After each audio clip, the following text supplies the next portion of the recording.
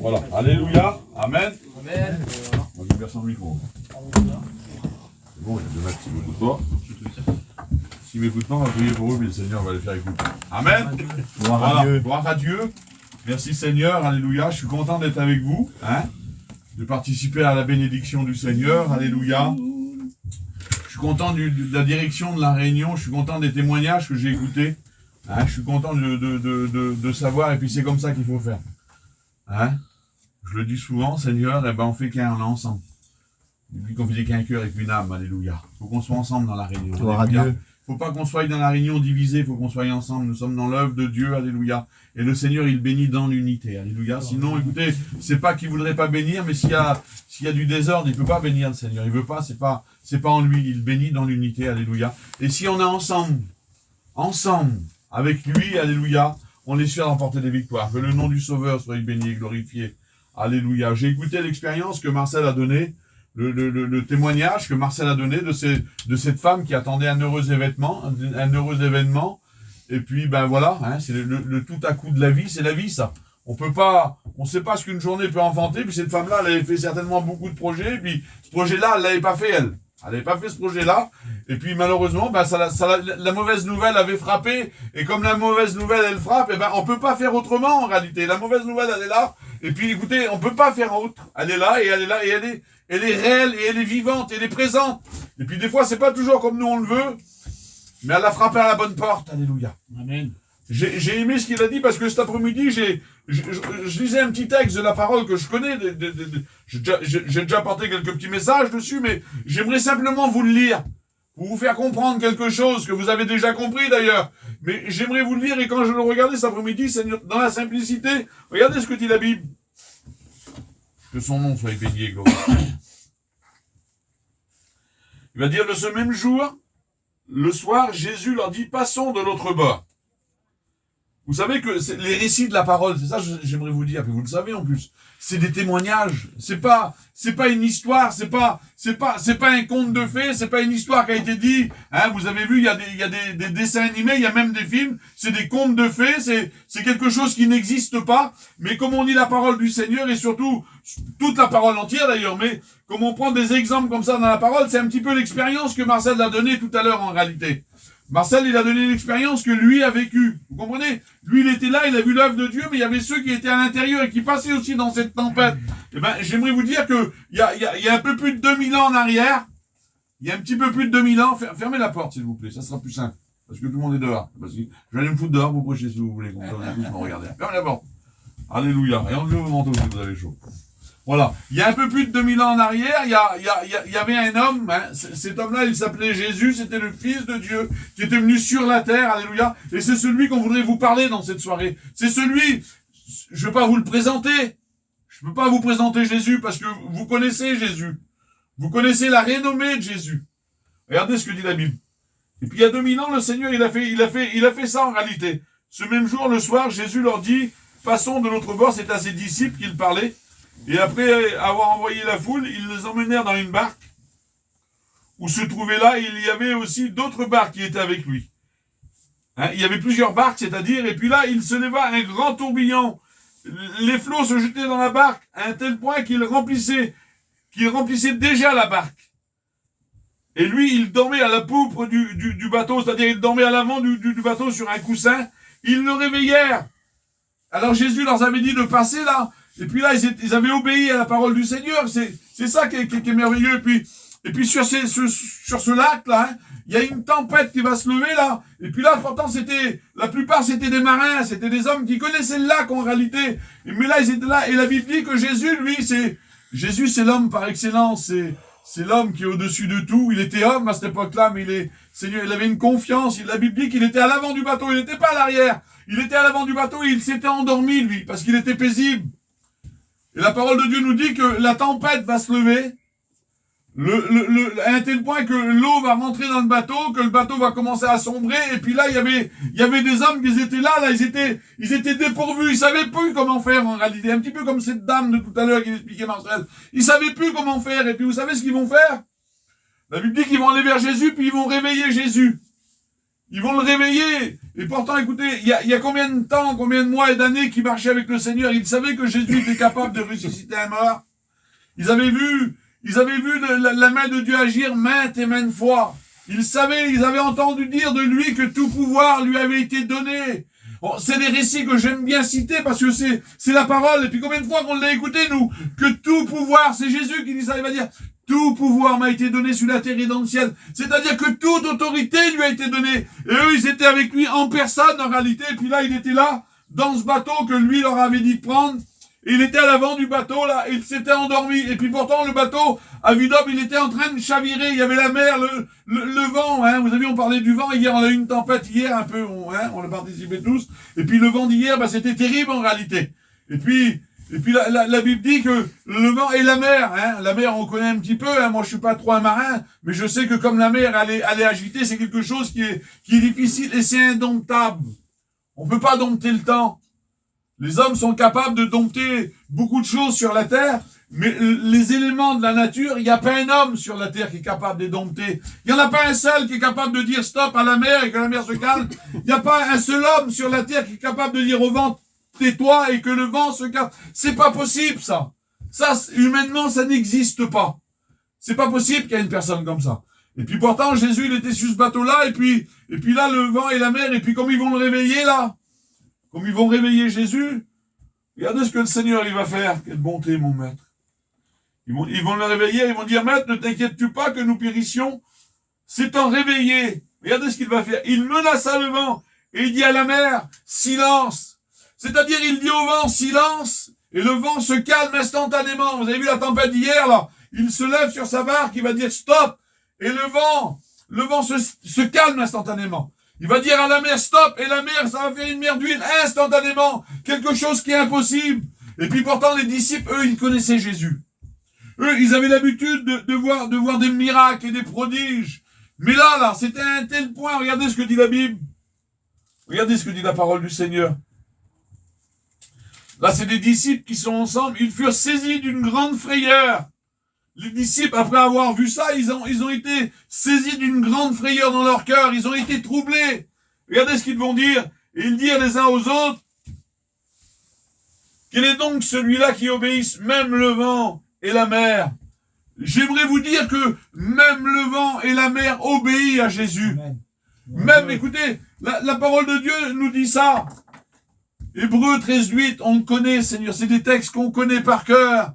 Hébreux 13:8 dit que Dieu, il est toujours le même. Jésus est le même hier, là. C'est-à-dire, à cette époque-là, comme il a dit à la mer, silence, la mer. Et que la mer s'est arrêtée, là. Eh ben, celui qui a dit hier silence, celui qui est capable de dire aujourd'hui silence dans ta vie, et celui qui sera capable de dire demain encore silence, eh ben, la Bible dit qu'en lui, il n'y a pas honte de variation, parce que lui, il change pas.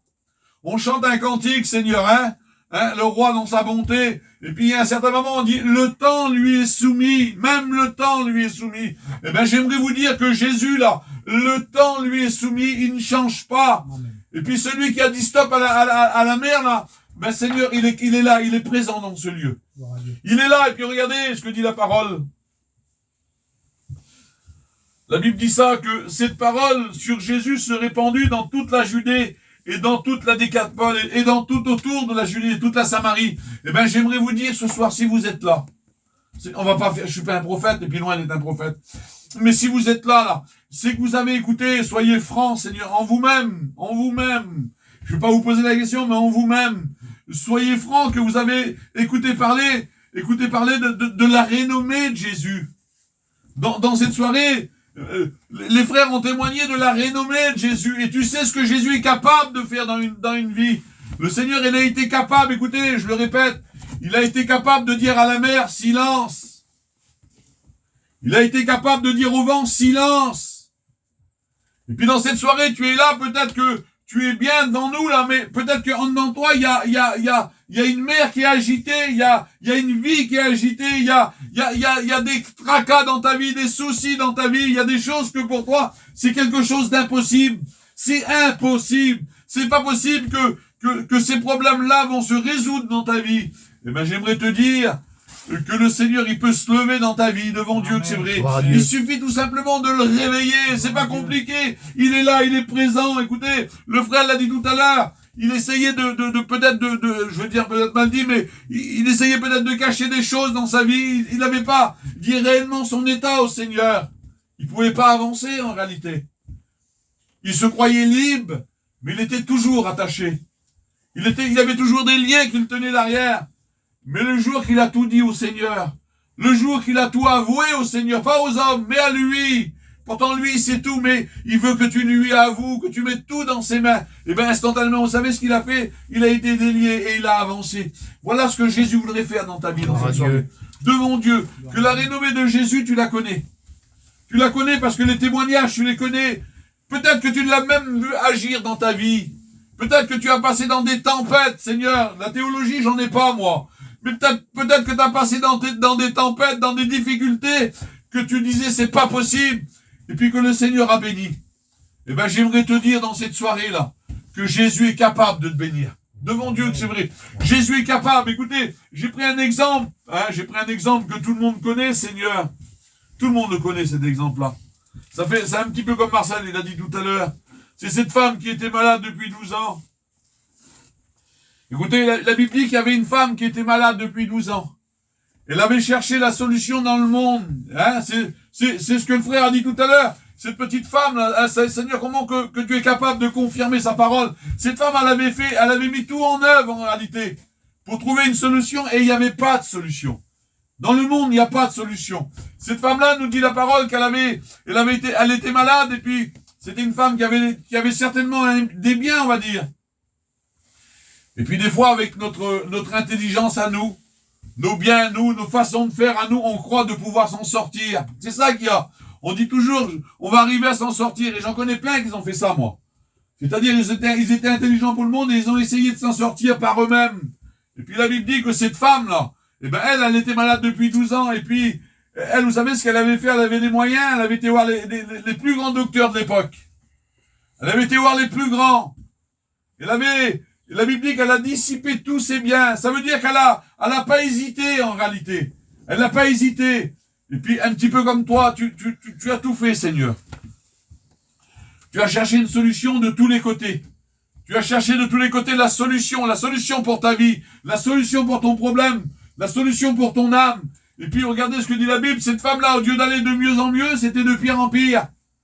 Et puis comme tu regardes ta vie aujourd'hui, dans ton foyer, dans ta maison, je sais pas, Seigneur. Peut-être que c'est de pire en pire. Au lieu de s'arranger, tu cherches une solution. Au lieu que ça s'arrange, non, c'est de pire en pire. Parce que l'ennemi de notre âme, vous savez ce qu'il met? Il est toujours à te remettre quelque chose de plus. Il y aura toujours Seigneur, on peut pas rester. Vous savez, on peut pas rester stable. C'est pas possible. Comme on avance dans la mauvaise direction, l'ennemi met toujours des choses sur le chemin et puis c'est de plus en plus compliqué, de plus en plus dur, de plus en plus difficile en réalité. Et puis la parole de Dieu nous dit que cette femme-là, écoutez, elle aura entendu parler de Jésus. Elle aura entendu parler de la renommée de Jésus. Et puis dans cette soirée, toi, tu as peut-être écouté parler, et puis pas peut-être, certainement, tu as écouté parler de la renommée de Jésus en travers la parole, en travers les prédications que tu as écoutées, en travers les témoignages que tu as écoutés, en travers les expériences, en travers les vies qui ont été transformées autour de toi. Et puis toi, tu regardes ton état. Et toi, ça change pas. Seigneur, ça change pas. Ta vie ne change pas. Tu es toujours dans le même état. Au contraire, c'est de pire en pire, de pire en pire.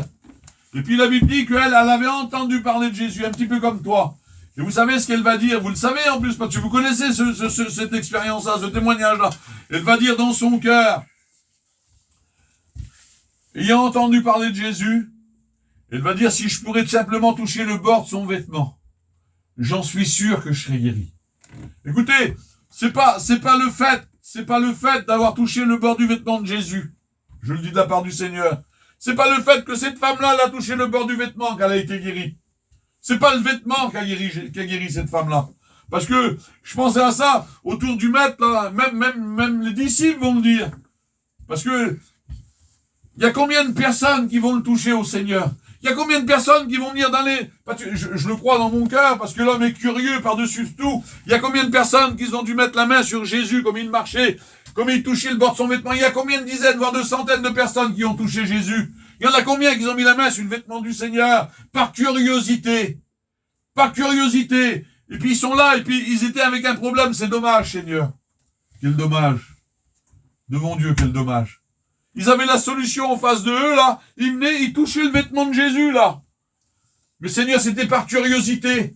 Ils y croyaient pas en réalité, mais c'était un petit peu une religion en réalité, vu qu'ils avaient écouté parler. Et puis ils repartaient toujours comme ça. Ils repartaient toujours dans leur état. Ils n'avaient pas, Seigneur, la solution à leur problème. Mais cette femme-là, elle a pas fait ça. Vous savez ce qu'elle a fait? Elle a dit dans son cœur, parce que le Seigneur, je le dis souvent, parce que c'est vrai. Souvent, je répète la même chose, parce que c'est la vérité. L'homme regarde à l'apparence, c'est la Bible qui nous l'enseigne. C'est Dieu lui-même qui va le dire. Il va le dire à son prophète, il va dire, toi, tu regardes à l'apparence. Mais il va dire, moi, je regarde pas à l'apparence. Je regarde au cœur. Vous comprenez? C'est au cœur. L'évangile, c'est une question de cœur. Ça, là, ça va pas au ciel. C'est avec ça qu'on va au ciel. Et puis la Bible dit que dans son cœur, là, vous savez ce qu'elle va dire? Elle va dire, si je m'approche de Jésus, et si je touche le bord de son vêtement, j'en suis sûr, je serai guéri. J'en suis sûr et certain. Et la Bible dit, vous savez ce qu'elle va faire? Elle va se faire un petit passage, elle va se frayer un petit chemin pour approcher devant Jésus, là. Et puis là, regardez ce qu'elle va faire. Elle va toucher le bord du vêtement du Seigneur. Et la Bible dit qu'instantanément, elle va être guérie. C'est comme le frère le disait tout à l'heure. Vous savez, c'est pas dans 1000 ans, en réalité. C'est instantanément. Dans cette soirée, si tu veux que le problème s'arrête dans ta vie, c'est vrai, hein.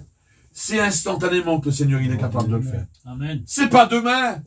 C'est pas demain. Le diable, il dit toujours, lui, demain. Oui, mais le lendemain, il nous appartient pas.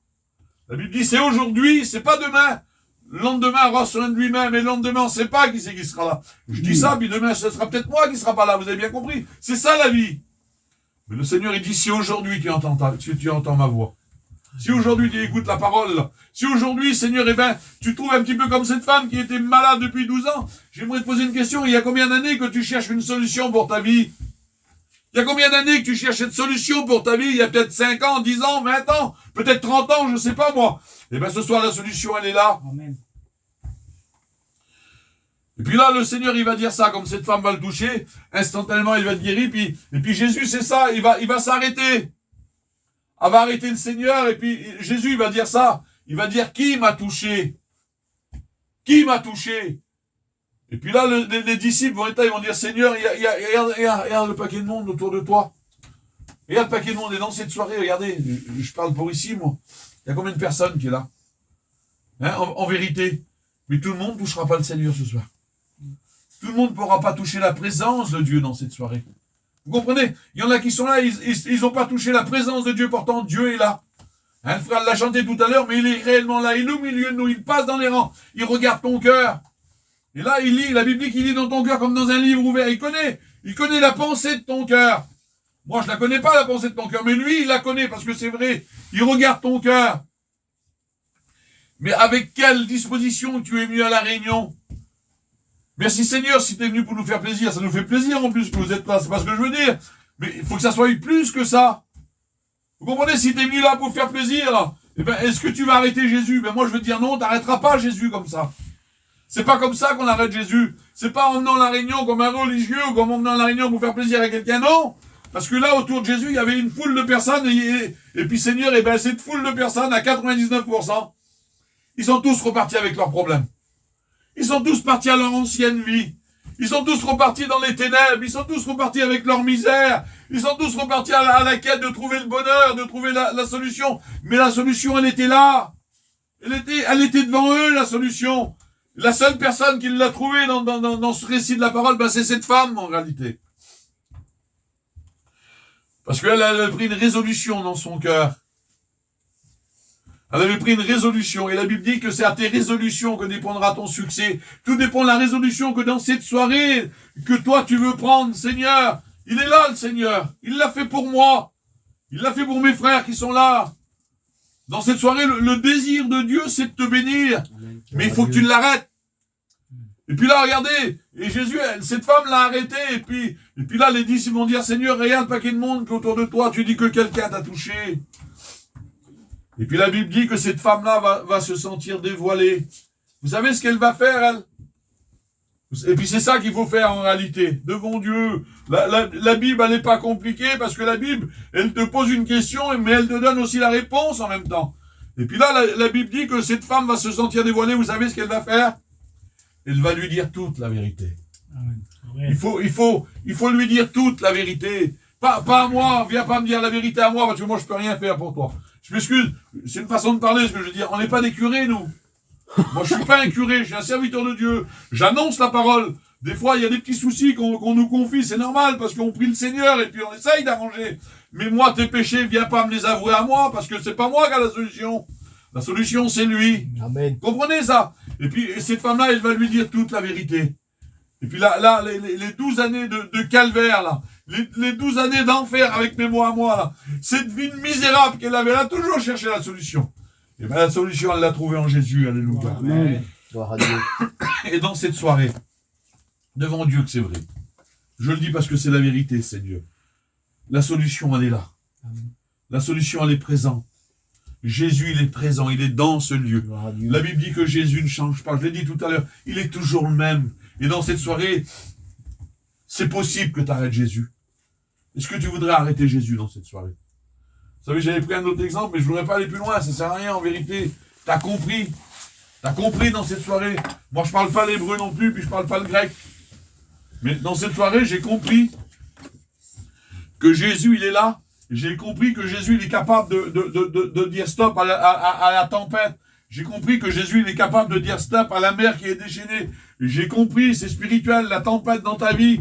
La mer, ça nous représente le monde. Et ben, nous sommes dans le monde, là. Et puis le vent, là, ben, c'est les problèmes de la vie. Et puis, on est là, on est un petit peu dans une barque. Et puis dans cette soirée, on est beaucoup agité, Peut-être qu'ici, écoutez, la Bible dit que même avec un beau sourire, là, avec un gros sourire sur le visage, le cœur peut être attristé par-dessus tout. Vous savez, on sait pas ce qui se passe dans une caravane. Puis ça nous regarde pas, en plus. Quand je rentre chez moi le soir et que je ferme la porte de ma caravane, personne ne voit ce qui se passe à l'intérieur. Vous comprenez? Peut-être qu'à l'extérieur c'est bien beau, mais peut-être qu'à l'intérieur il y a la tempête. Et c'est peut-être même pas dans ta caravane la tempête. C'est peut-être dans ta vie personnelle. C'est peut-être dans ton cœur personnel. Peut-être que ta compagne ne le sait pas. Ton compagnon ne le sait pas. Tes amis autour de toi ne le savent pas. Mais Jésus le sait dans cette soirée. Amen. Et la solution, elle s'appelle Jésus. Alléluia. Amen. Écoutez, j'aimerais qu'on ferme nos yeux puis qu'on prie le Seigneur.